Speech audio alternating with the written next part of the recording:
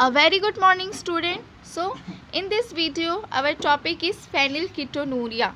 Phenylketonuria is also a Mendelian disorder, okay, but it is not a sex-linked recessive disorder. It is autosomal disorder because the gene of this disease is present in autosomal chromosome. Okay, so let's start. So let's read. This inborn error of metabolism is also inherited as the autosomal recessive trait. तो देखिए क्या बता रहा है, ये जो disease है ये भी बाय बॉर्न होती है, मतलब जन्म से ही होती है. ओके, इस डिजीज़ में क्या हो जाता है, मेटाबॉलिज्म में प्रॉब्लम होने लगती है. मेटाबॉलिज्म आपको पता है, catabolism plus anabolism. Okay, food का जो ब्रेक डाउन होता है और उसके बाद जो फूड का जो ज़रूरी न्यूट्रिएंट्स है उसका जो एब्जॉर्प्शन होता है वो क्या कहलाता है, मेटाबॉलिज्म कहलाता है. ओके, तो इसमें क्या हो जाता है कि जो बेबी है उसका मेटाबॉलिज्म रेट जो है वो क्या हो जाता है, चेंज होने लगता है, मतलब वो नॉर्मल वे में नहीं हो पाता है. ओके, और ये भी कैसा डिजीज़ है, ऑटोसोमल रिसेसिव ट्रेट है, मतलब ये ऑटोसोमल क्रोमोसोम में होगा. और रिसेसिव कहा, मतलब ये रिसेसिव फॉर्म में भी रहता होगा, बट जैसे इसको मौका मिलता होगा तो ये क्या हो जाता होगा, डोमिनेंट हो जाता होगा. ओके, तो वही चीज़ यहाँ पे बता रहा है कि ये डिजीज़ भी बाई बर्थ रहती है. Then the affected individual has a lack in enzyme that converts the amino acid phenylalanine into tyrosine. तो देखिए इस डिजीज़ में क्या हो जाता है, वो जो इंडिविजुअल जो है जिसको ये डिजीज़ है उसमें क्या होगा, एक एंजाइम की कमी हो जाती है. और वो जो एंजाइम है वो किस चीज़ के लिए ज़रूरी है, वो एंजाइम एक अमाइनो एसिड जिसका नाम क्या है, फेनिलएलेनिन.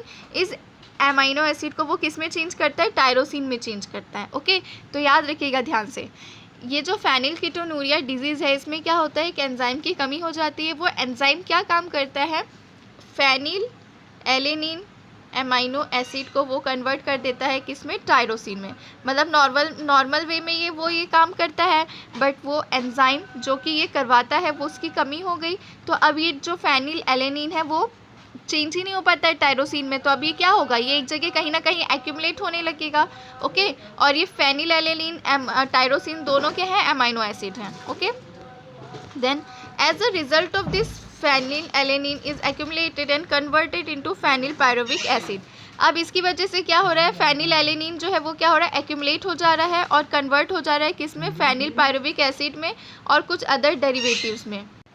ओके, तो इसमें क्या हो रहा है, फेनिलएलेनिन जो है वो एक्यूमुलेट हो जा रहा है और कन्वर्ट हो जा रहा है किसमें, फेनिलपायरुविक एसिड में और कुछ अदर डेरिवेटिव्स में, जिसकी वजह से जो इंडिविजुअल को ये डिजीज़ हुई है उसमें क्या होगा, ब्रेन जो है, ब्रेन से रिलेटेड प्रॉब्लम, मतलब मेंटल रिटार्डेशन, मतलब उसका मेंटली ग्रोथ नहीं हो पाता है अच्छे से. Okay, These are also excreted through urine because of its poor absorption by kidney.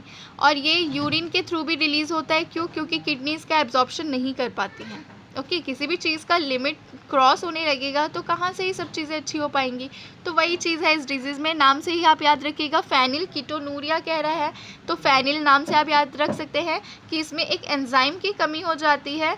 और ये एंजाइम जो है ये किस में हेल्प करता है, ये एंजाइम हेल्प करता है जो एक अमाइनो एसिड है जिसका नाम क्या है, फेनिलएलेनिन अमाइनो एसिड को वो किस में कन्वर्ट करता है. यहाँ पे हम एंजाइम लिख देते हैं ताकि आपको याद रहे कि एंजाइम की कमी हो रही है. वो एंजाइम किस में कन्वर्ट कर देता है, वो एंजाइम कन्वर्ट करता है दूसरे अमाइनो एसिड जिसका नाम क्या है, टायरोसिन.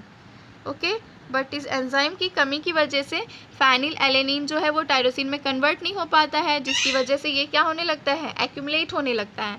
और इसके एक्यूमुलेशन की वजह से ब्रेन का मेंटल रिटार्डेशन हो जाता है, मतलब ब्रेन का अच्छे से ग्रोथ नहीं होता है, उसका ग्रोथ जो है वो रिटार्ड हो जाता है.